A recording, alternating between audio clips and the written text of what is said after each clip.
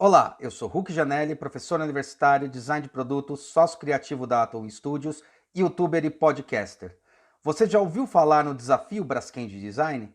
Todo ano, a petroquímica Braskem, produtora de diversos polímeros mais conhecidos como plásticos, vem se reinventando e construindo produtos cada vez mais eficientes e ecorresponsáveis.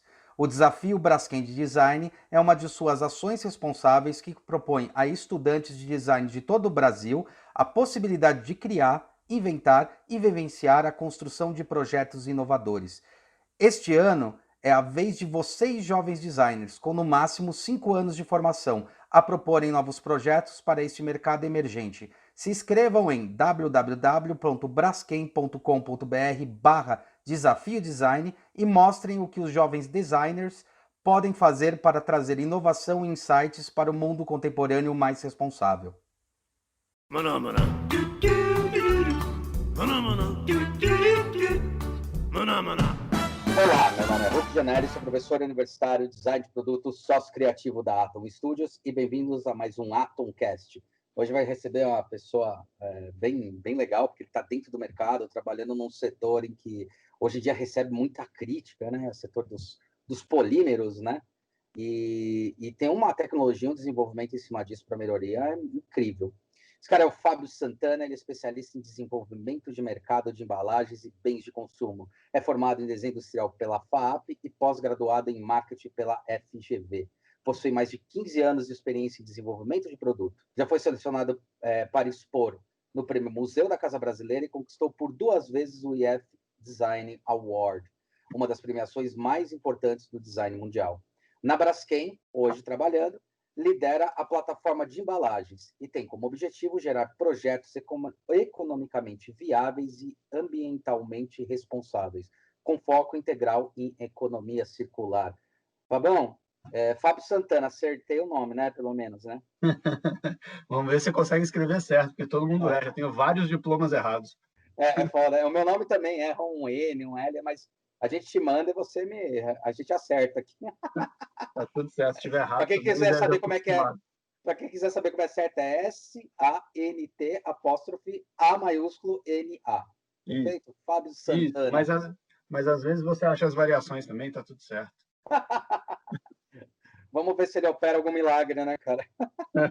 Fabião, é uma coisa que eu acho legal, a gente estava até conversando um pouco no back-office, né, aqui, antes de começar e desenvolver. É muito bonito, é muito legal o que as pessoas falam, começou a ter um grande crescimento na questão da terminologia da economia circular, mas não é todo mundo que entende. O que é essa economia circular e como é que ela funciona? Prazer estar aqui. Super obrigado pelo convite. Para começar, deixa eu dar meu oi, né? Não, mas super legal esse movimento que você está fazendo. Eu acho um trabalho muito bacana e poder compartilhar as suas experiências é super importante.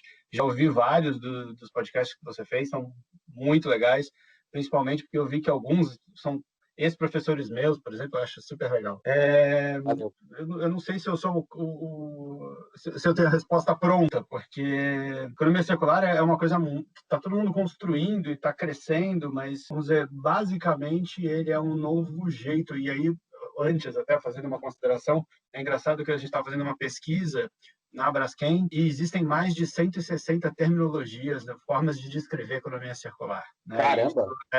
E de vários estudiosos e tal. Então é difícil eu vou falar a minha, né? Uhum. É como se fosse repensar o capitalismo. Então ele continua sendo uma forma de você trabalhar de forma capitalista, mas agora você repensa todo o modelo econômico. Então inicialmente, então começa uma história de a revolução industrial de desenvolvimento e as empresas foram se moldando nesse formato, né? Eu vou pensar numa dor ali, vou construir uma proposta, vou fazer um produto e vendi, beleza, resolvido. E esse pensamento foi gerando um passivo gigantesco em todos os sentidos, em todos os materiais, em todos os tipos de produto. Só que a gente está fazendo isso há quê? 150 anos, pelo menos? Então a gente ficou muito bom nisso, né? E esse modelo é o chamado economia linear, onde você tem a linearidade mesmo ao final, tanto faz o que acontece. E aí a gente sabe que a gente está vendo no mercado qual é o passivo aí. E a economia circular vem para ressignificar isso. Então, como que eu sou financeiramente, mas eu crio novas relações e com isso crio novos produtos também, novas soluções. Então, a gente junta conveniência, tecnologia, desempenho, um monte de coisa que está por aí rodando para criar projetos com um propósito diferente, onde basicamente você pode até fazer a extração da matéria-prima inicialmente, mas você desenha para a circularidade. E aí, com isso, ele volta para a cadeia, sempre esse resíduo. Ele vira matéria-prima para um novo ciclo, então você mantém essa roda girando o tempo inteiro. O mais legal de tudo isso é que quando você dá um Google, coloca economia linear, e aí você dá um Google e coloca economia circular, dificilmente vai ver algum modelo de linearidade que tem a palavra design lá no meio. Mas você coloca economia circular, se não todos, mas 90%, tá lá a caixinha, design. Então, isso é bem legal. Eu acho que tem uma... Quando a gente para pensar também nessa história da economia circular, eu lembro que começou a ter um vislumbre aí, na minha época, quando começou a falar sobre cradle to cradle, né? Que a gente tinha uma produção que era o cradle to grave, né? Que era essa análise, tipo, de tempo de vida, até pela obsolescência projetada, que é uma coisa que a gente viveu bastante na nossa fase de faculdade, ou na década de 90, 70, 98, até no começo de 2000, mas aí veio com esse conceito do cradle to cradle, que é tipo, como eu retorno todos esses bens de uma maneira a ser reutilizável, a ser refeito, e também eu acho que ali começou um grande boom. O interessante da economia circular é que não atinge somente o discurso da questão do ecossustentável, mas a questão do... Quando a gente fala de economia, a gente fala de um negócio muito maior, né? Que é como o sistema todo pode se autogerir dentro disso, né? Tanto ecologicamente, quanto economicamente, quanto... No final é isso. Assim, o Cradle to Cradle é um dos precursores, eles existem até hoje, esse pensamento. Eu conheço algumas empresas que trabalham com esse conceito. A gente trabalha com um conceito um pouco diferente, que tem análise de ciclo de vida, por exemplo, que é uma ferramenta que mensura impacto ambiental, que ela ajuda muito no desenvolvimento, mas o esquema é você conseguir juntar um pouquinho de cada coisa num sistema mais integrado, mais completo. E o que a gente vê bastante é que, assim, não adianta você pensar em sustentabilidade sem lembrar do tal do tripé de sustentabilidade, né? Perfeito. Então, você tem que ser sustentável, né, ambientalmente sustentável, você tem que pensar no social e tem que pensar no econômico. Se você não conseguir fazer essa equação funcionar, alguém vai ficar de fora, dificilmente o teu projeto vai ter longevidade. Isso é bem bacana. E como é que vocês trabalham isso lá? Como é que você trabalha particularmente quando você pensa num projeto? E como é que vocês trabalham lá numa indústria que a gente está comentando aqui no back-office, que muita gente tem preconceitos em cima da questão dos polímeros ou vulgo que vocês conhecem como plásticos, né? Como é que se trabalha isso? Eu sei que trabalha animal. Na verdade, a gente conhece como polímero mesmo. Polímero. Resina polimérico, né? A gente trabalha basicamente com polietileno, polipropileno e EVA e PVC. Para embalagens, especificamente, muito direcionado para polietileno e polipropileno, todo tipo de aplicação. Então, na verdade, a Braskem é uma petroquímica, ela vende para os transformadores. Então, ela vende pellet, né? Que eu fico brincando que eu cheguei lá, um designer, aparentemente o primeiro designer de produto da empresa. Caramba. E a primeira semana que eu tive lá, eu tinha aula de química do colégio, assim. E aí eu falei, não acredito, não entendo nada disso, né? E o pessoal falando de monômero, comonômero. Eu falei, cara... Tipo, você vai fazer a faculdade de design para fugir disso e daí voltou, né? Assim, quando eu aceitei o emprego, eu falei, cara, o que eu vim fazer aqui? Na segunda semana tem aula disso. E eu lembro de entrar na faculdade e eu ainda tá em segunda época, já tinha passado na faculdade, mas eu ainda estava de segunda época no colégio em química. Cara, não é possível. Onde eu fui parar? E aí isso é engraçado, porque daí quando eu entrei lá, eu sou um cara muito pouco técnico, né? Principalmente comparado a galera da Braskem, que são muito bons, a galera entende muito. E aí o que a gente faz, então, né? Que é o olhar do design dentro de uma multinacional petroquímica, que é muito diferente. Então, eu lembro que, sei lá, 6 meses depois que eu entrei, vieram falar para mim assim, pô, eu achei muito legal uma coisa que você traz. Eu falei, o quê? O negócio de falar da dor. Eu falei, como assim? Não, é que você fala que tudo começa quando tem algum problema, né? Uma dor. Eu falei, pô, mas para mim isso é tão básico do design, né? E aí, tudo bem. Eu falei, legal, então ter essas interações e um aprendizado mútuo, assim, é muito, muito bacana lá dentro. E todo mundo muito aberto a construir. E aí, acho que, então, como que a gente toca isso, né? Eu tenho um cenário muito facilitado lá dentro, porque a empresa direcionou todo o seu negócio para a economia circular. Então, um propósito real, e não só de uma área, mas da empresa como um todo. e com isso a gente consegue desenvolver soluções, a gente tem espaço para desenvolver soluções muito bacanas. Então, é como que a gente ressignifica mesmo o plástico dentro de uma economia circular.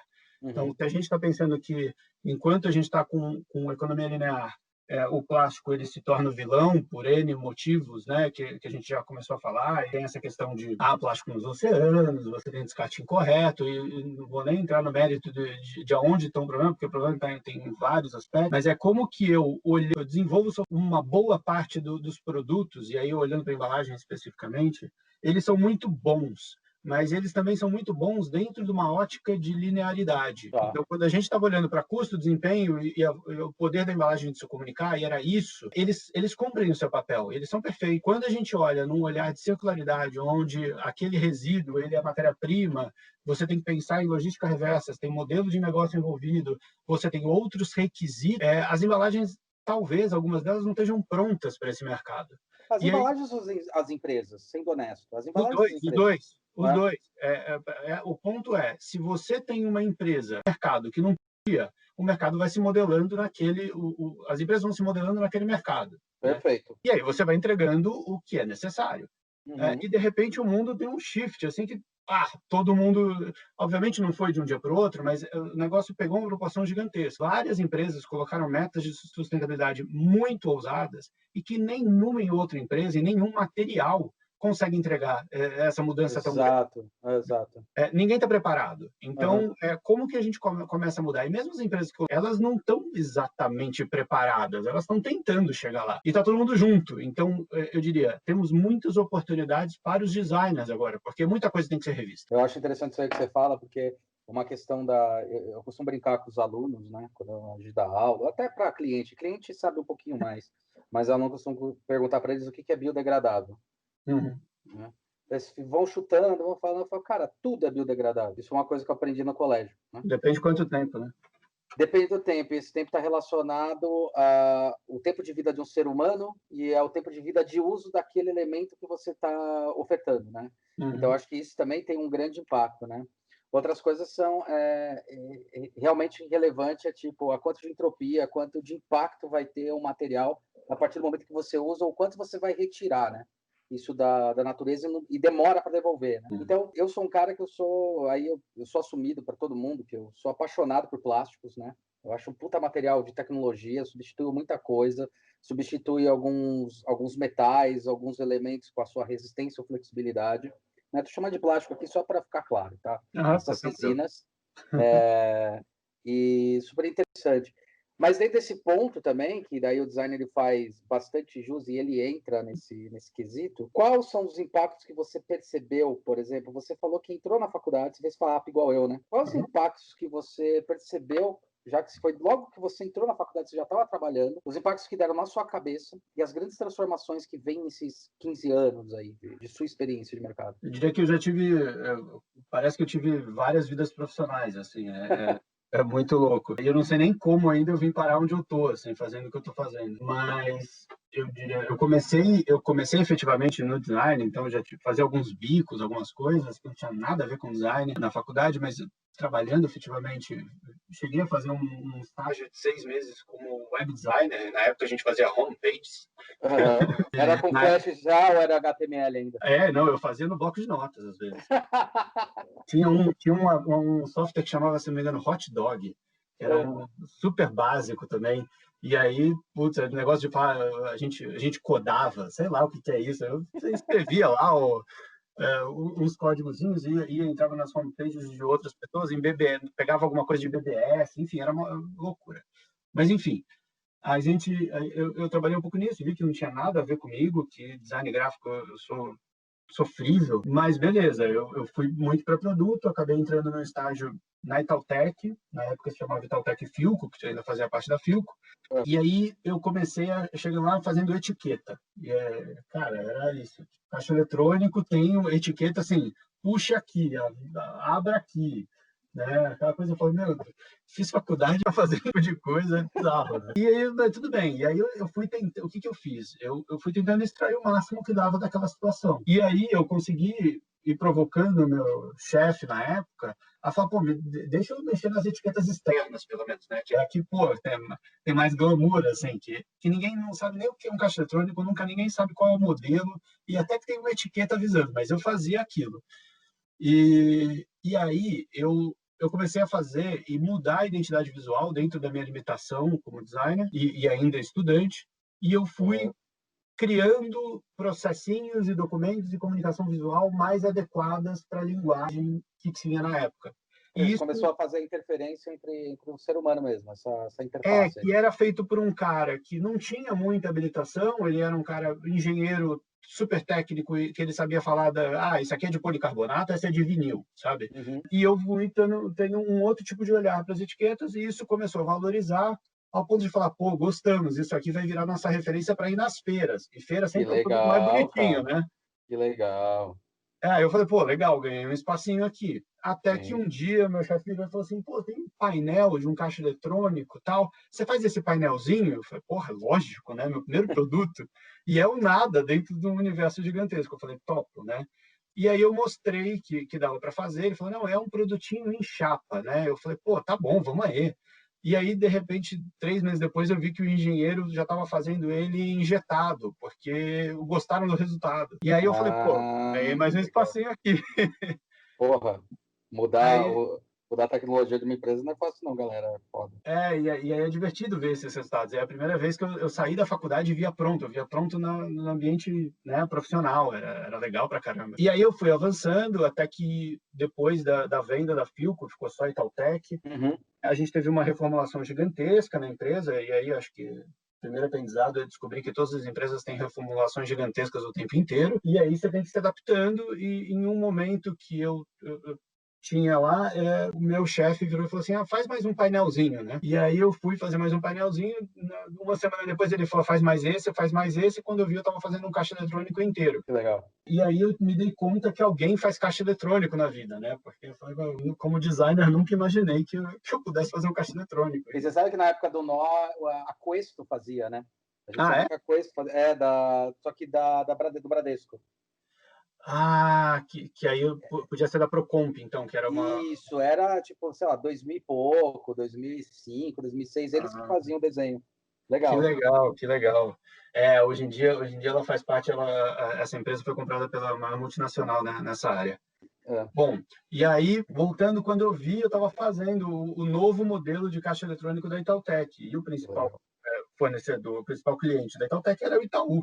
Então, meses depois eu concluí o trabalho, e era um trabalho mega complexo, porque assim, a Itautec queria um caixa eletrônico que atendesse mais de 40 configurações diferentes para Caramba. 16 clientes distintos. E eu tinha Vixe. que fazer tudo caber dentro daquele negócio, né? O mais interessante é que ninguém compra um caixa eletrônico porque é bonito ou feio, né? Você Sim. compra porque ele tem um bom desempenho, ele tem baixa Ele é manutenção, eficiente, né? ele é eficiente. Só que ninguém quer um caixa eletrônico feio ao mesmo tempo, Sim. né? Então é um ambiente difícil ali, porque é um mundo de engenheiros. Lados positivos é que eu aprendi muito sobre engenharia, porque para sobreviver você tem que ir lá e falar, cara, isso vai funcionar, né? Você não pode Uhum. depender eu acho que, mas peraí, você ajeita, mas é assim porque é bonito. Porque não é Uhum. esse o curso. Exato. E aí, quando eu fui avançando, o projeto foi para frente, foi super aprovado. Ele não teve nenhuma mudança significativa de design, nenhuma mesmo, o que foi um super ganho para mim. E aí eu subi mais um degrau, né? E hoje em dia eu posso falar que os caixas eletrônicos do Itaú fui eu que fiz, né? Então, Mas o Itaú, ele já estava. Você acha que o Itaú, naquela época, ele já começou a estar nessa pegada que ele está falando tanto do UX hoje, ou começou por ali? É não, na interessante esse verdade, cruzamento.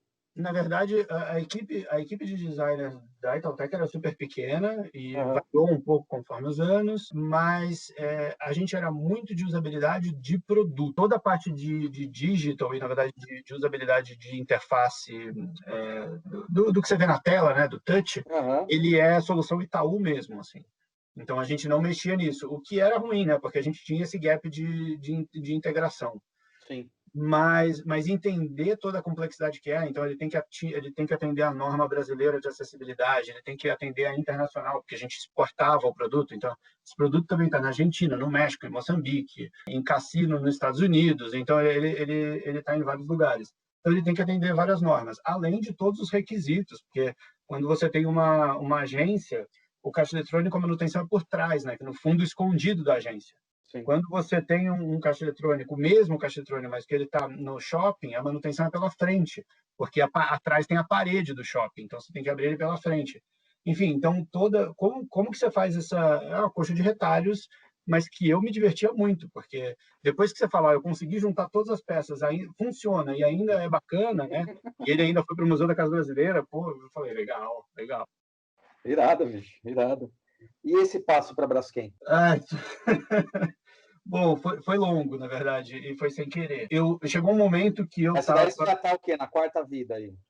Aí eu ainda estou na minha segunda vida no caixa eletrônico, depois eu fiz terminal de autoatendimento, ajudei a fazer impressora fiscal, emissor de senha, Porra, computador. legal. Uma linha, então. Oi? Vai fazer uma linha enorme, então. Eu acho que eu posso dizer que eu tive muita sorte já de colocar bastante produto no mercado, assim, acho que isso é bem divertido. Aí a gente avançou, chegou uma hora que eu me senti estagnado na empresa, tanto na empresa, com zero possibilidade de crescimento, como também no segmento, né? Porque quais são as outras empresas que trabalham com automação bancária no Brasil? São pouquíssimas. E hoje em dia nem Itautec existe mais, né? Mas daí na época, isso era 2011, mais ou menos, 2010, 2011, eu estava pensando em sair. E eu me vi muito encurralado. E eu falei, bom, como que eu diversifico e mostro para o mercado que eu sei fazer outra coisa sem ser caixa eletrônico, né? Uhum. E aí eu comecei a me aventurar e numa saída que eu falei, óbvio, é muito fácil, eu vou fazer móvel. Porque se eu faço o caixa eletrônico, obviamente, eu sei fazer móvel. E aí foi a minha terceira vida e o primeiro cara no chão, assim, de falar, nossa, eu sou um incompetente, eu sou um arrogante, porque móvel não é assim tão simples de fazer, não é simplesmente porque eu faço um caixa eletrônico que eu sei fazer móvel, a linguagem é absolutamente diferente, a cadeia para você estruturar e com quem você chega e como você chega é outra, a proposta de valor de um é totalmente diferente da outra, então eu tenho que parar, ser humilde e falar, cara, isso aqui é uma outra expertise e se eu quiser aprender vai demorar um tempo. Uhum. E aí eu fui aprendendo com o tempo e eu queria com isso também ter uma área mais criativa, né, ativa, para sair daquele modelo engenharia, né, muito focado em engenharia. E aí, quando já era quase 2012, eu estava mais pronto para sair, né, eu tive um tempo para me preparar para sair da Itautec, eu consegui colocar uma cadeira à venda na Topstock. E aí eu falei, pô, legal, um ponto. Qual cadeira que é? Putz, se chamava cadeira Jundiaí. Tá. Ela ficou um ano à venda lá na coisa. É uma cadeira de entrada que muito me representa, assim. Eu gosto muito de atuar com um designer básico, assim. Básico que eu digo que seja barato, que seja acessível. Acessível, né? Então, assim, era uma cadeira super barata, para mim, com um desenho super honesto e que cumpriu o seu papel, sabe? Então, eu não preciso ser a cadeira de R$ 2.000. Eu conseguia vender uma cadeira, ela é a cadeira de entrada, custava 250. Cara, e tinha gente que comprava porque atendia a sua demanda e dava a oportunidade das pessoas terem aquele produto, né, com um desenho honesto. Então, isso muito me representa. E aí eu consegui fazer isso e aí eu senti mais próximo. Eu tive a oportunidade de sair, um momento específico que eu consegui sair da Itautec, que nessa época eu já estava numa outra empresa, na verdade, se chamava OC, que ela tinha sido comprada, ela tinha comprado a Itautec. Tá. Eu me aventurei e falei, agora eu vou abrir minha empresa, eu vou começar a fazer móvel. E aí, de novo, arrogância, porque já que eu tinha aprendido, já que eu tinha botado uma cadeira no Topstock, agora eu sou designer de móvel. E aí, de novo, eu aprendi que eu tenho que baixar a bola. E aí eu entendi, o que eu fiz? Eu continuei aprendendo e desenvolvendo, com o tempo consegui colocar mais produto na Topstock, Legal. consegui colocar um produto na OPA, inclusive na Fast Shop, vendi um hack lá, o que foi super legal, mas eu também entendi que aquilo não me dava dinheiro, porque o modelo é muito complicado, tem muito a ver com imagem, tem o posicionamento, não é simplesmente com você colocar produto, e era o tipo de trabalho que eu não sabia fazer, assim, né? Esse relacionamento com ser blogueiro, sei lá, né? Aham, Não aham. obrigatoriamente você tem que ser blogueiro, mas É isso, uma autopromoção, né? essa autopromoção é É. importante. Putz, eu não sou muito de câmera, não sou muito, enfim, mas vamos lá. E aí, em um momento, um amigo me ligou falando, Fábio, você ainda é designer? Aí eu, caramba, lógico, né? E o cara falou, tem aqui um cliente meu, que é a Smart Fit, e ele está precisando de um designer. Vai falar com ele? E eu estava tão despreparado que não tinha nem portfólio, não tinha nada. Eu saí realmente despreparado, achando que eu estava preparado, e quando eu vi, eu estava absolutamente despreparado no mercado. Saí correndo, peguei umas fotos, imprimi e levei para falar com o cara. Parecia papel de pão, assim, é bizarro. Mas o cara virou para mim e falou assim, eu já entendi que você sabe fazer caixa eletrônico. Só não sei se você sabe fazer o tipo de produto que eu preciso. Eu falei, puta, lá vem de novo a história, né? De não sabe fazer produto.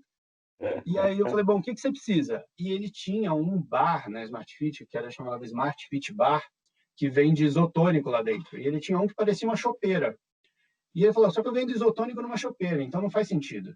Né? Pô, eu queria alguma coisa diferente. Eu falei, o que você quer? Ele falou, eu quero um produto que seja melhor que esse e você pode me montar 3 propostas. Uma é uma melhoria do meu, a Uhum. outra é um produto novo, e a terceira, cara, vamos fazer assim, eu quero que você pire. Pire. Inventa aí o que eu quero saber se você sabe criar conceito. Opa, mas Falei, é um cliente legal.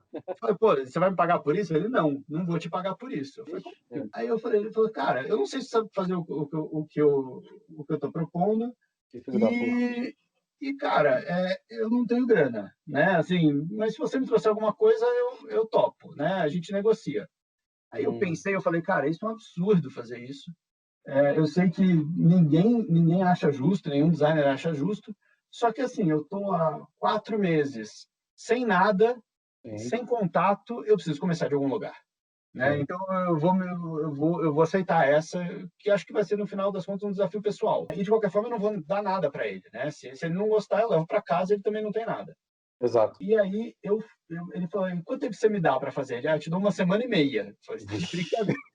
Aí eu falei, cara, tá bom. Eu sei que eu fiquei 1 semana e meia sem dormir direito, cheguei em casa ralando pra caramba. E eu montei as 3 propostas para ele. Cheguei lá na segunda-feira depois, apresentei o primeiro, que era a melhoria. E eu queria que ele visse o racional que dava para fazer a modificação em campo. Né? Eu já tinha. Ah, legal. Então eu falei, Preventivo. olha, é uma melhoria, ela não vai resolver a tua vida, mas você consegue fazer isso da noite para o dia. Então você não tem custo. Eu queria mostrar esse conceito para ele. Ele falou, legal, mas eu não gostei. Eu falei, ótimo, porque eu também não. É, aí eu falei, esse é o segundo. E aí eu mudei o produto inteiro dele, criando uma outra lógica, pensando em que, para ele, metro quadrado, principalmente numa Smart Fit, metro quadrado é grana, né? Sim. Então eu criei uma máquina, ao invés de horizontal, vertical, quase como uma vending machine mesmo, com um olhar mais futurista e que tinha toda uma lógica de jornada do cliente na máquina. Assim. Então, aonde que ele ia olhar primeiro, onde que a visão dele ia mostrar o segundo passo, terceiro, até pegar o produto. Legal. E aí ele falou, cara, adorei, é isso, quero fazer. Eu falei, pô, legal, mas vamos ver o terceiro? Aí ele viu o terceiro e eu tinha pirado mesmo, né? Aí ele, cara, quero o terceiro. Aí eu falei, pô, mas você tá entendendo que isso aqui é caro, né? Ele, é verdade, né? Eu não vou ter grana para fazer isso. Mas, cara, adorei o terceiro, parabéns, é isso, já sei que você é bom. É. Falei, pô, obrigado, mas e aí? Não, quanto que você quer no segundo, né? Quanto que você pede para fazer isso para mim? E eu chutei um valor, e na época eu não sabia nem cobrar também, que acho que é o primeiro, um outro aprendizado que eu tive legal, muito, muito interessante ter as referências da faculdade, aprender um monte de coisa, mas, pô, me aprende a ser profissional de mercado e autônomo Exato. também. Quanto que eu Exato. valoro um projeto? Não tenho a mínima ideia. Então, pô, a gente não é zero preparado para isso. E isso me levou a uma outra coisa que eu conto na sequência.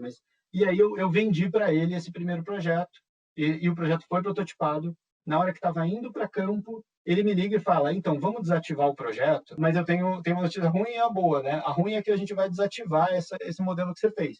A boa é que a gente vai reformular todas as nossas academias e eu quero um novo, que você redesenhe, faça um novo desenho. Eu falei, pô, legal, né? Então ele gostou do meu trabalho e fez outro. E aí eu fiz um novo Smart Bar para ele, que é o que está em campo hoje em dia. Legal, legal. E isso me levou a fazer depois mais uma catraca para eles, depois deu certo a catraca e eu fiz uma segunda. E o legal é que ele pediu para eu falar, eu quero uma catraca que eu possa mudar isso em campo. Então eu peguei um modelo de catraca deles, esses dois modelos, que eram baseados em tecnologias de mercado, onde eu tenho um kit central de tecnologia que eu intercambio entre eles. Então o design é diferente, mas o kit tecnológico você usa para os dois. Então, com isso, agora ele consegue fazer manutenção das catracas dele pelo correio ou por motoboy. Então, parou a catraca, o cara manda um motoboy com um kitzinho na mão central, ele vai lá, solta 2 parafusos, 5 cabos, pega um novo kit central, coloca 5 cabos, 2 parafusos, está funcionando em meia hora. Perfeito. Né? Então, eu consegui, com isso, ter um design bacana, né, atendendo os requisitos, que não tinha como investir em molde, nada, mas tudo em chapa, mas que fosse um desenho bacana, que atendesse o custo dele e a operação. Então, foi bem legal. Mas isso me levou o quê? A fazer um curso, que para mim é um dos cursos mais importantes que eu fiz na vida, que se chama Empretec. Ah, tá. Que eu não sei se você já ouviu, mas é engraçado. Já. Eu falo assim, eu sou empreteco, né? Tem um monte... E, cara, para mim é um dos cursos mais incríveis que eu fiz, que é de empreendedorismo.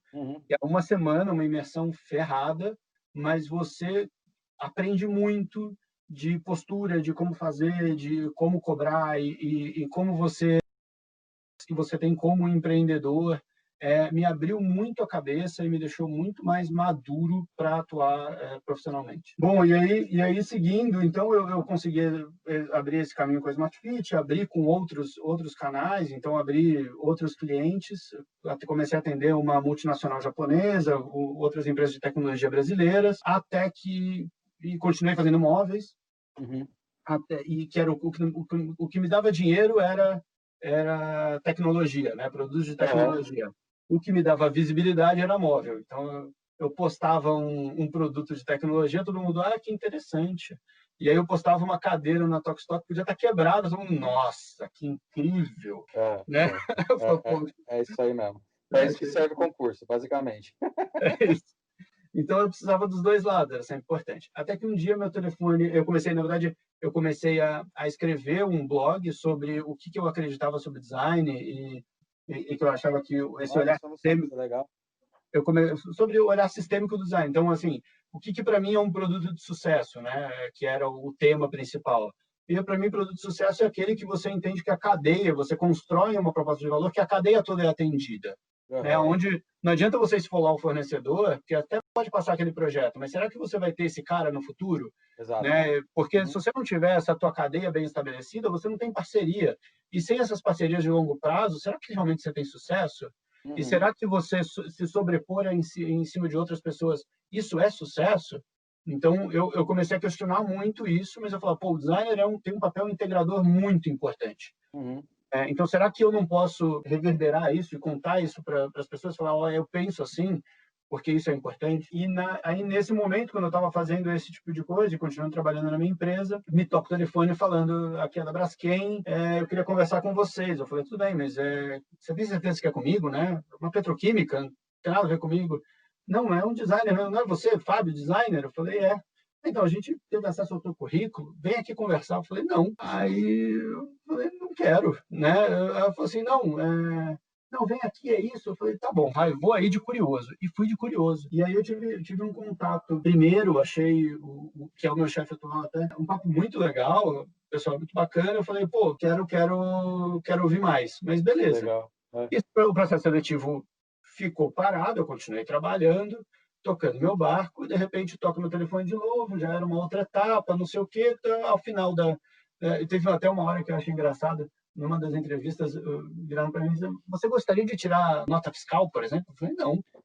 Né? Eu falei, bom, acho que se eu tinha alguma chance, agora já foi. E aí depois eu fiquei sabendo que talvez essa tenha sido a resposta certa.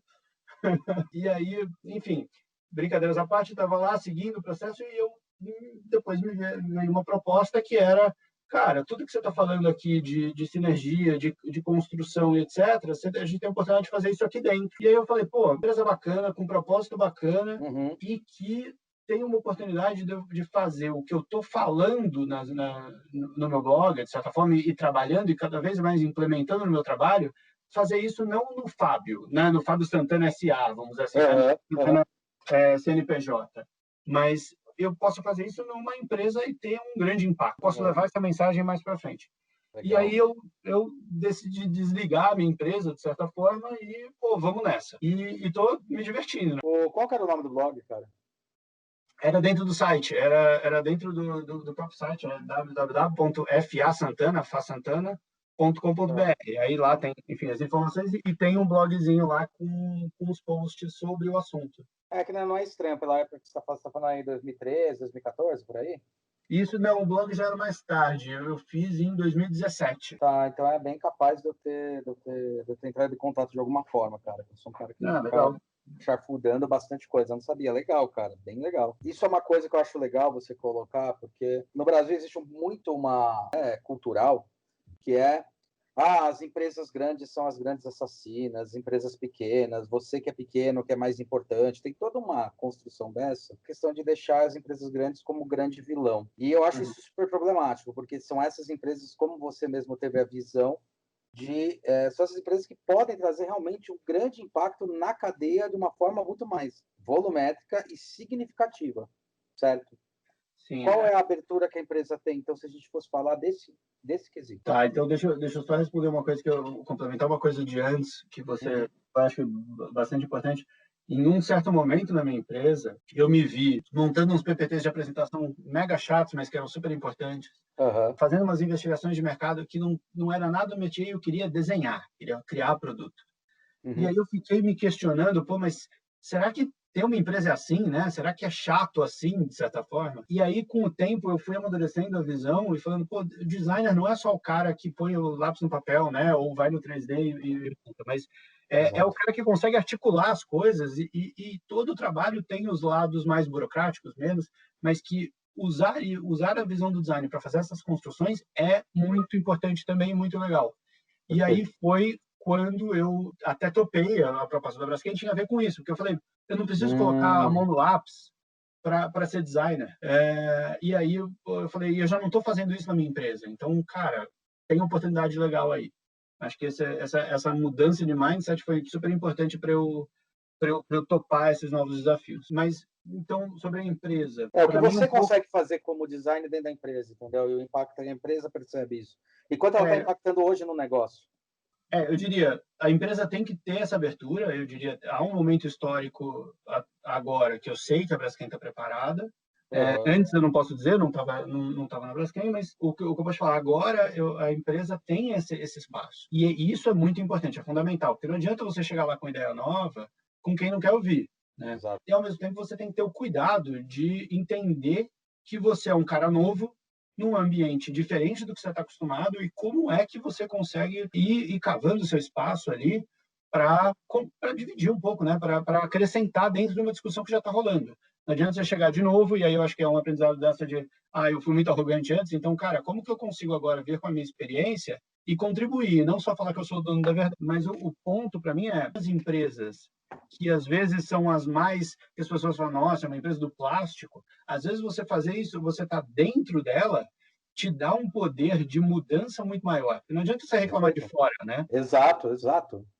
Então, vamos lá, para mim um pouco do que eu te falei do começo da etiqueta, né? Eu tava na Itautec fazendo uma etiquetinha, o que eu consigo fazer com essa situação aqui? Então, se eu estou dentro da Braskem, o que eu consigo trazer que eu ajudo na transformação, né? A Braskem está nesse movimento, então é engraçado que uma das primeiras coisas que eu fiz entrando, depois que eu me situei, eu tinha que ajudar a definir a posição estratégica dos próximos anos, que eu achei super sentido.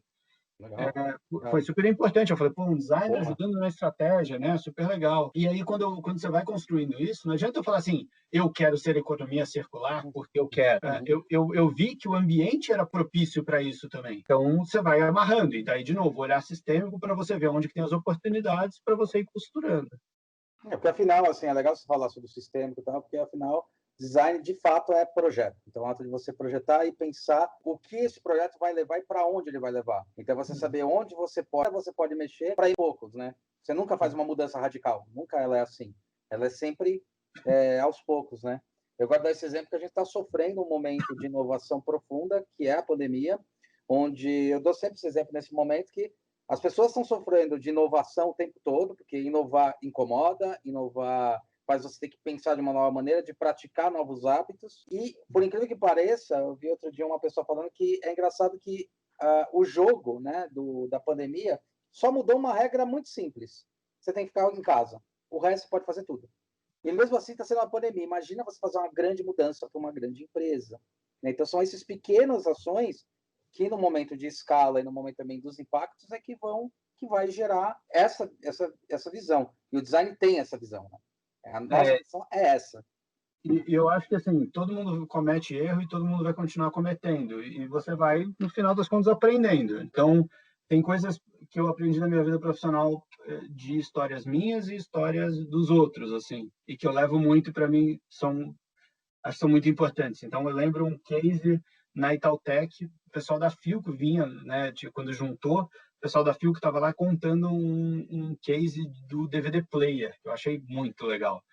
E era assim, logo quando começou a existir, saiu do VHS e foi para o DVD player, sei lá, 6 meses, 1 ano depois, já existia tecnologia disponível para você fazer um negócio pequenininho, e que é tipo um Discman, né, super pequenininho.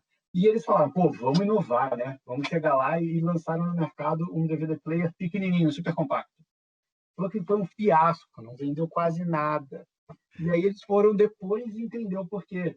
Falou, cara, o que acontece é que a modificação, né, entre o VHS, que era uma fitona, uma caixona, para o DVD, que era um discozinho, ela em si já era muita mudança para o consumidor. Então, eu pegar e mudar também o tamanho da caixa, as pessoas se perderam. Falaram, não, aquilo não pode ser a mesma coisa. Não tem a mesma qualidade. Né? Não tem a mesma qualidade, não serve para isso, não reconheço, aquilo deve ser chinês, sei lá, né? Então, o cara falava, não dá. E aí o que eles fizeram? Eles redesenharam o DVD player e lançaram um grande, com a mesma tecnologia, só que um monte de espaço vazio lá dentro. LP, e aí voltou a vender normal. É o LP lá, né? Aquilo lá, né? A caixona normal, mas se você abrisse aquilo, tinha um negócio digital pequenininho lá dentro. Eu lembro que... É engraçado falar isso, porque eu lembro de ver um negócio parecido com meu pai, isso ainda não era designer, né? Era novo. E quando ele foi comprar a câmera digital que ele queria, tinha uma F40, que é uma da Pentax, toda de metal, uma que... Puta, animal. E daí ele foi comprar uma da Canon, e era toda de plástico. E ele não comprou porque era de plástico. É muito leve, não é resistente, não vai aguentar e tal, né? E uma outra coisa que eu lembro que uma empresa tentou entrar aqui no Brasil, que foi a pasta de dente concentrada, que era um tubo pequenininho, no final da década de 90, era um tubo pequenininho, que a pasta de dente era concentrada, era os 10%. Porque o resto é basicamente sabão. E eles não conseguiram entrar por essa percepção de que, para o usuário brasileiro, se não fizer espuma, não rola. Né? Tipo, muito maluco isso, cara. Agora, você quer... Desculpa, pode falar. Não, é isso. Eu acho muito maluco. A gente pode complementar. O que eu ia perguntar é o seguinte: para quem não sabe, a Braskem ela acaba fornecendo os pallets, acaba fornecendo o subproduto que vai fazer a produção dessas carcaças, desses elementos. Os pellets. Os pallets, né? Então, e o plástico que vai ser usado para isso. Então, ela é uma empresa que vai fornecer para outras empresas que vão injetar, soprar e fazer diversos tipos de produto. Por isso que eu vou agora encaixar a pergunta para o Fábio, só para vocês entenderem. Vocês estão na cadeia do fornecimento da matéria-prima. O quanto vocês conseguem impactar na produção do produto nas indústrias? Depende de como você vai olhar para isso. Então, se você olhar que a gente é o principal fornecedor de matéria-prima poliestireno, polipropileno do Brasil, a gente tem uma influência muito grande. Sim. Quando a gente vê atualmente como que a gente atua, a gente tem menos influência sobre outros elos da cadeia. Então, junto ao mercado que vai soprar, injetar, termoformar, enfim, a gente tem um contato muito grande, até porque são nossos clientes, né? Sim. Aí a questão, juntando assim, nesse sentido a gente tem bastante influência, mas o que a gente está construindo cada vez mais é aumentar a influência, não só estar perto dos nossos clientes, porque é super importante isso, mas como que eu estou junto de outros elos da cadeia. E, de novo, não adianta eu falar que eu quero ter um olhar sistêmico olhando só para o meu cliente. Sim. Né? Então, eu tenho que atuar junto dos outros, entender a dor de todos os elos da cadeia e conseguir criar propostas integradas nisso. E aí, esse é um movimento que a gente tem feito bastante. Então, enfim, o que eu faço, né? Basicamente, eu sou o cara que vou juntando peça. Então, a gente entende, identifica uma dor, onde que tem oportunidade, E a gente falou, bom, via o propósito de economia circular e essa dor, como que eu junto e que peças eu junto para criar um projeto circular? E aí, cada vez mais, a gente tem entrado no P&D de embalagens. Então, Legal. eu não faço o desenho em si, mas eu sou o cara estratégico para desenvolver a solução. Então, eu que vou tocar todo o desenvolvimento. E Na verdade, o que você vai fazer é o desenho da estratégia. eu vou montar tudo que está por trás, menos pegar o papel e colocar a mão no lápis e desenhar o shape da embalagem. Não, que animal, cara. Que animal, velho. É mó divertido, na real, é super divertido. Porque no final das contas você sente que o shape que chegou lá chegou também porque teve o seu trabalho, sabe? Porque você fez aquela estratégia por trás. Exato. E é nisso que eu estava mais perguntando, né? Assim, quando você começa a perceber que vocês mexendo no elemento base de vocês, como é que vocês estão melhorando a qualidade do produto de vocês e a qualidade do elemento polimérico, né, que vocês têm. Às vezes, a empresa que vai consumir, ela às vezes não tem uma percepção tão clara, mas você vê que dá um impacto no final dessa cadeia. Sim, isso é super importante, assim, e principalmente que a gente está cada vez mais olhando, né, a sociedade como um todo, não estou nem falando da Braskem, mas a sociedade olhando para aspectos de circularidade. Quando você vê que muitas embalagens não foram desenhadas para isso, mas ao mesmo tempo, quando você vê surgindo opções, e se a gente consegue fazer isso via Braskem, pô, muito legal, né? Porque daí você fala, olha, tá vendo aquele mercado que era pautado por tais tipos de desenvolvimento, tais tipos de embalagem? Pô, a Braskem foi lá, ajudou através daquela equipe e tal, e não só da equipe, mas enfim, de várias pessoas lá dentro. Pô, a gente conseguiu colocar soluções circulares no mercado. Porque, imagina, uma petroquímica fazendo um movimento, né, desse nível, a gente tem um impacto muito grande. É a mesma coisa que falar com empresas de alimentos, algumas gigantescas do Brasil, e falar assim, cara, você não está entendendo, assim, quando a gente muda um SKU, né, a gente aumenta um SKU aqui, a gente está impactando X% da população brasileira. Fala, não, é muita coisa, cara. Exato. Eu vejo isso porque a gente está desenvolvendo, aí não posso falar empresa, a gente está desenvolvendo uma embalagem para uma empresa grande, e era no caso era PET, lá no caso, mas a questão de a eficiência que o PET melhorou, o material melhorou, e quanto ele melhorou, conseguiu diminuir assim percentualmente em 20% a gramatura do plástico que ia ser utilizado, que dava um impacto depois na reciclabilidade, um monte de coisa que está na cadeia.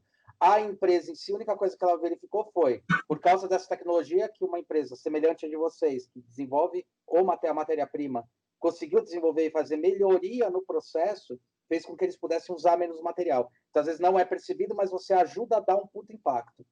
E nesse mesmo quesito, eu sei que vocês aí têm algumas influências que são boas. Uma delas é o quanto, hoje em dia, as empresas estão começando a chamar cada vez mais vocês para participar de, às vezes, um auxílio na hora que eles estão desenvolvendo um projeto dentro de uma empresa, da própria empresa deles, uma embalagem, um objeto e tal. E eu sei que os concursos também que tem da Braskem, os acontecimentos que tem, os desafios, são parte também dessa exploração, né? E de mostrar qual o potencial que tem, né? O que a gente tem, na verdade, é um trabalho de muita gente. Tá? Esse é o principal a ressaltar. Não tem um trabalho aqui do Fábio, tem um trabalho de uma equipe muito grande, muito dedicada. Se quiser falar nomes, fala, galera. Pode falar. Eu vou falando com calma, né? Mas vamos lá, eu tenho medo de falar nome, porque daí eu esqueço alguém e fica mal, né? Mas acho que... Se esquecer alguém, ele vai ter que vir aqui fazer o segundo podcast só falar o nome de vocês. Então tá bom. Mas eu acho que começa movimentos muito importantes, então acho que há um movimento da empresa muito grande em relação à economia circular, e isso abre muito espaço. Existe um programa há muitos anos já criados, e um dos criadores foi o Yuri, que é o meu chefe atual, que é, na verdade, o Desafio Design Braskem. O que ele é, né? Ele começou há 7, 8 anos atrás, como uma oportunidade da Braskem de influenciar os designers e trazer os designers para participar e, com isso, ampliar a consciência deles sobre o material. Então, como que eu habilito esse pessoal a trabalhar mais com plástico, uma vez que é um material difícil de você ter acesso na faculdade. Então, como que eu boto eles no mercado, ajudo eles a irem para o mercado com esse conhecimento. E aí a gente sempre atuou com estudantes. Esse sempre foi o modelo, e ele sempre foi um modelo muito de mentoria, onde você traz mentores, onde você tem uma habilitação, você ensina sobre um tema. E aí, no final, a gente traz sempre um parceiro, e esse parceiro traz um case, a gente busca lá desenvolvimento e tenta colocar no mercado. Nunca a gente pode afirmar que dá para colocar no mercado, porque tem um desenvolvimento ali, tem muitas Variantes, né? Variáveis. isso, exato. Tem muitas variantes que você não sabe exatamente, e o grande entregável do desafio, na verdade, é a habilitação de quem está participando. Eu acho que, inclusive, o primeiro foi um aluno meu, que foi o César, com uma cadeira. Vixe, aí eu não sei. Do IED, cara. Eu acho que foi do primeiro lá. Bom, manda bala. Pode ser, a gente pode resgatar. E aí eu sei que o que aconteceu, depois de várias mudanças, vários acontecimentos, o Yuri, que estava nessa área antigamente cuidando do desafio, agora a gente teve uma discussão interna, Braskem, e ele me falou, pô, a gente está pensando em trazer mais o desafio design para perto, aqui para a nossa área, né, que desenvolve soluções e tal. Faz sentido? Eu falei, pô, acho que faz sentido, e eu entrei em contato em 2018, logo quando eu entrei na Braskem. Achei super legal o programa, bem bacana. A gente, pô, por que a gente não faz em 2019 trazer isso para o propósito da empresa como um todo, né? Vamos olhar 100% em economia circular, vamos trazer ele com vários olhares e trazer também para o meio de embalagem. Pô, legal, vamos. E aí, em 2019, a gente se preparou para isso, e o Desafio Design mudou o formato, era um formato de meses de estágio, e virou um hackathon. Porque é um ambiente mais dinâmico, os alunos não estavam tendo tanta aderência mais com esse público, né? Eu acho que o ponto a gente tem que se atualizar. E super funcionou. Foi lá na Questunó. Foi na Questunó, né? Isso, foi. Por acaso, assim, a gente estava procurando um espaço que fizesse sentido e que a gente não tinha relacionamento nenhum com esse nó, nem era por isso, simplesmente se apresentou um espaço interessante. E é muito legal o espaço lá, então super funcionou. Então, o que a gente fez, né? Uma das coisas que a gente bolou é como que a gente, então, prepara isso, né? Foi um aprendizado bem legal e um desafio. A gente se propôs a criar uma metodologia de design pautada em DFE, que é Design for Environment. Então, como que eu trago alguma ferramenta Braskem para acrescentar nisso, uma vez que a gente tem várias ferramentas interessantes. Então, eu fiz um trabalho lá dentro de criar um fluxo de projeto que não fosse absolutamente complicado, mas que a gente conseguisse, de forma simples, olhar para vários aspectos de um projeto e facilitasse a entrega de uma solução circular. Que legal. E foi aí que surgiu o primeiro protótipo, o nosso MVP da metodologia, e qual a gente testou no hackathon, né, no Desafio Design de 2019, que a gente fez tanto com a Colgate-Palmolive quanto com a Kimberly-Clark. Que legal. E para nossa felicidade, a gente saiu de lá sabendo que tinha que fazer uns ajustes, mas que a gente já aprendeu, que funcionou e que o resultado, a gente consegue entregar um resultado muito bom. E aí o que a gente fez foi, a gente fez os ajustes, retestou, validou, então, pô, agora estamos pronto, e essa metodologia a gente está levando agora para o mercado como um serviço. Então, pô, agora a gente da nossa área não discute muito mais, assim, eu não quero discutir resina com o cara, né? Eu quero ir lá, assim, você precisa de solução, qual é o teu entregável? É maior reciclabilidade, é redução de peso? O que você quer? A logística reversa? Pô, então vamos, através dessa construção que a gente tem feito, vamos falar de solução. E aí eu te ajudo no P&D, que é uma mudança bastante grande, mas e que está tendo um resultado muito legal, porque no final das contas, a galera quer o job to be done, né? Que é tipo, eu quero a solução. Tem resina A, B, C, não me importa. Eu quero ser sustentável, com uma solução bacana, com ótimo custo e vamos junto. E aí, esse ano, a gente está programando mais desafios, o qual, nesse momento, não posso dar detalhe, mas a gente está construindo ainda para a gente fazer mais 2, de novo com a metodologia, de novo com parceiros, e aí a gente tem cada vez mais ampliado isso, porque o grande objetivo, no final das contas, é a gente ter uma comunidade de designers cada vez mais habilitadas para trabalhar com plástico, economia circular e DFE, e que a gente impulsione isso para gerar soluções bacanas, né? E porque quem passa pelo desafio design, no final das contas, tem a oportunidade de ter contato com algumas coisas que no dia a dia a gente não tem. Perfeito. Então, a gente entende que eles vão estar muito mais maduros para quando forem ao mercado, falar, olha, agora eu estou habilitado a te atender nisso. E para a gente esse é o futuro, assim. economia circular tem uma aderência cada vez maior nas empresas. Cara, é muito legal essa premissa aí que vocês colocam, porque ele faz um puta diferencial. Inclusive, eu posso te dizer, não é o que eu acabei convivendo com alguns alunos que participaram daqueles ainda do modelo antigo que era 3 meses, a pessoa ficava maluco, né, tal. A mudança de mindset e de ato projetual era surreal. Não estou falando nem de uso de plástico, ato projetual. Aquela coisa que a gente brigava, tal. Teve até momentos que foram legais, assim, teve um dos alunos que falou assim, cara, foi muito legal, porque tudo aquilo que você explicou e a gente ficava no imagético, e às vezes você falava que, né, acontecia, quando a gente tem que se colocar lá, e lá não tem a amizadezinha do professor, e na verdade tem o desafio, você não cumpriu, cara, se ferrou, né? Basicamente isso que é. Realmente uma emulação fez eles abrirem, terem mais velocidade de pensamento e arriscarem mais, que é uma coisa que a gente fala para eles. Sair do mindset de tentar achar uma solução, que todo mundo já achou, e realmente arriscar. Essa coisa de enxergar o erro não como o errado, mas como uma possibilidade de como eu posso fazer melhorias em cima daquilo que eu já aprendi como curva de aprendizagem, né? Então, isso, aliás, eu estou dando parabéns aí para a Braskem em relação a isso, porque a mudança dos alunos aí desses três grupos que eu acabei pegando no processo e ajudei muitas vezes no processo, foi, assim, abismal, cara. Foi muito boa. Isso aí, eu acho que outras empresas deviam fazer, vocês têm que continuar fazendo isso, cara. Muito legal.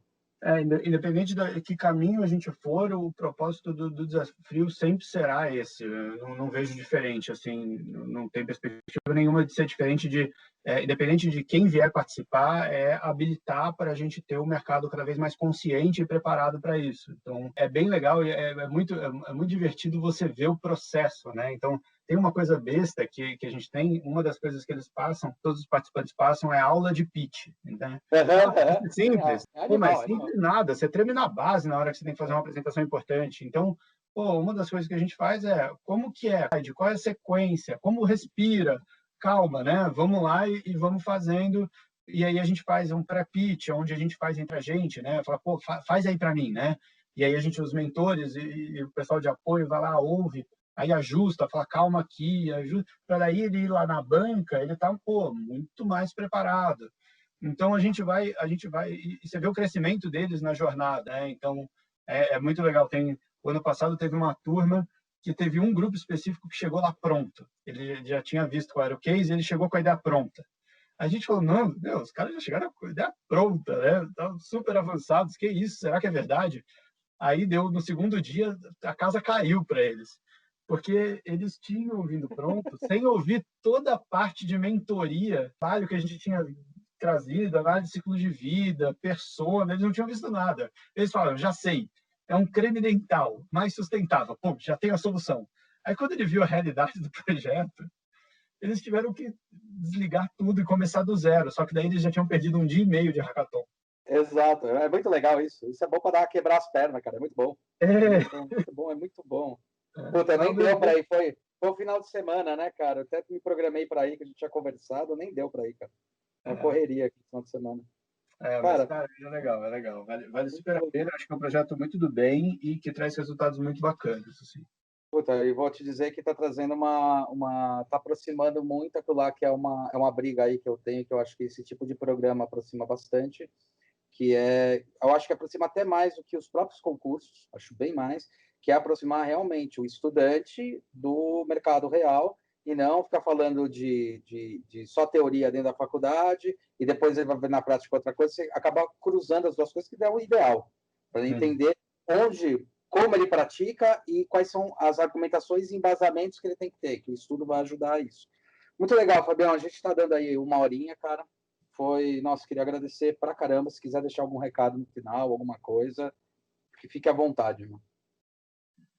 Não, acho que é isso. Eu adorei a oportunidade, achei muito legal. O recado final é quem não conhece sobre economia circular, quer saber um pouco mais, de como que a gente pode atuar junto e compartilhar conhecimento mesmo. Meu canal é super aberto, a gente fica à vontade de falar comigo. Você me acha no LinkedIn super fácil. Está escrito aí com apóstrofe, Ana, vai ser fácil de identificar. O canal é super aberto, porque eu adoro compartilhar isso e ter ideia, bater papo, porque eu sei que eu sempre aprendo muito junto com essas discussões. Sim. É isso, e muito obrigado. Foi bem bacana. Que legal, cara. Foi legal mesmo. Uma coisa que eu queria perguntar, e é uma coisa que às vezes alguns alunos perguntam também, e só para deixar para a galera, se um aluno quiser entrar em contato, porque ele está fazendo um projeto e ele precisa saber de material sobre essas coisas, como é que ele entra em contato? Com a Braskem, com você? Com você falou LinkedIn. Com a Braskem, para onde é que ele manda? Tipo, quero saber do novo material, quero fazer coisa nova. Eu tenho desde que eu entrei, primeiro assim, quem participa do Desafio Design, eu tento adicionar no meu LinkedIn, tento deixar o canal aberto. Tem alguns alunos que volta e meia falam comigo no LinkedIn, mandam mensagem e a gente fica super batendo bola, porque eu acho que isso é super importante. Mas mesmo que você não esteja no desafio, manda um e-mail para packaging@braskem.com. Esse e-mail eu acesso e ele é um bom e-mail para a gente começar a trocar ideia. Se você quiser alguma ajuda, não é sempre que eu vou conseguir ajudar, porque não é sempre que eu tenho essa expertise, mas o que eu puder, como aí a gente troca uma ideia. Legal. Fabão, valeu, cara. Obrigadão aí por ter disponibilizado o tempo. E obrigado, cara. Valeu mesmo, viu? Legal, valeu. Obrigadão. Boa sorte aí no próximo concurso, cara. Abração, meu. Valeu. Tchau. Só para você saber, você é com o Boticário e com a BRL. Legal. São segredos bem legais, hein? Maná, maná.